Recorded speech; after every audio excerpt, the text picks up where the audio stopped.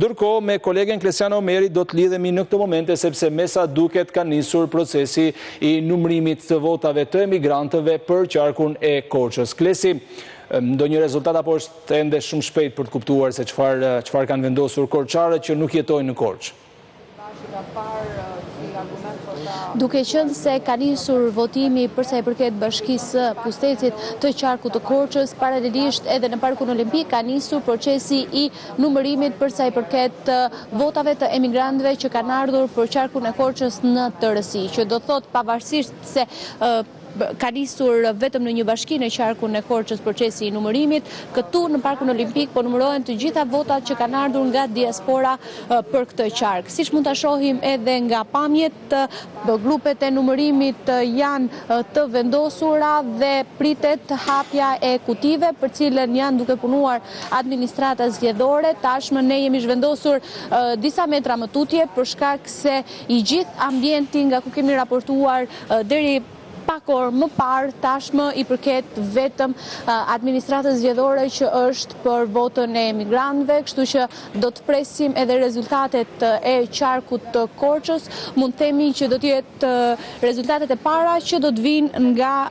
emigrantët përsa i përket pikërisht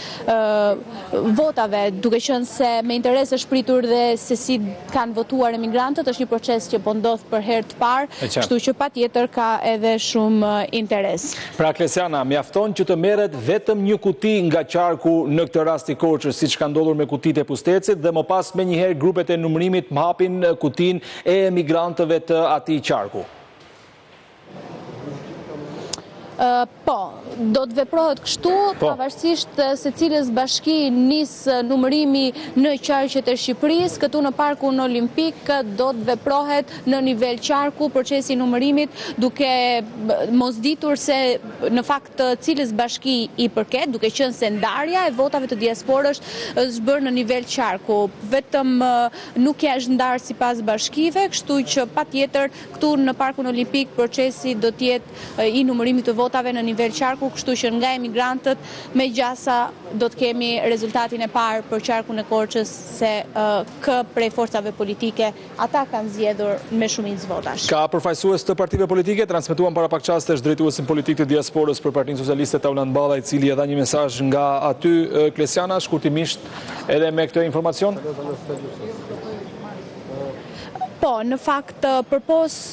përfaqësuesve të partive politike që i kemi parë që janë ata të komisionit, që janë dhe në Komisionin Qendror të Zgjedhjeve, drejtuesi për diasporën i Partisë Socialiste Tauland Balla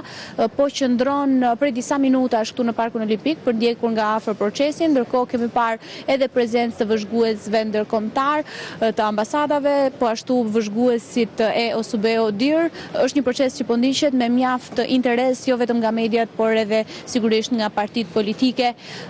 edhe në këtë nivel, siç është edhe drejtuesi i Partisë Socialiste për diasporën zoti Tauland Balla, siç mund ta shohim edhe nga pamjet e drejtë për drejta, është ulur në stolat e Parkut Olimpik dhe është duke vëzhguar gjithë procesin e punës që po bëhet momentalisht fokusuar tek qarku i Korçës. Mirë Klesiana, faleminderit për informacionet që na përcolla. Atëherë sapo të kemi rezultatet e para, linja është menjëherë gati për t'i përcjellë për të gjithë teleshikuesit e ekranit kombëtar të lajmit Klan News. Ishim me kolegen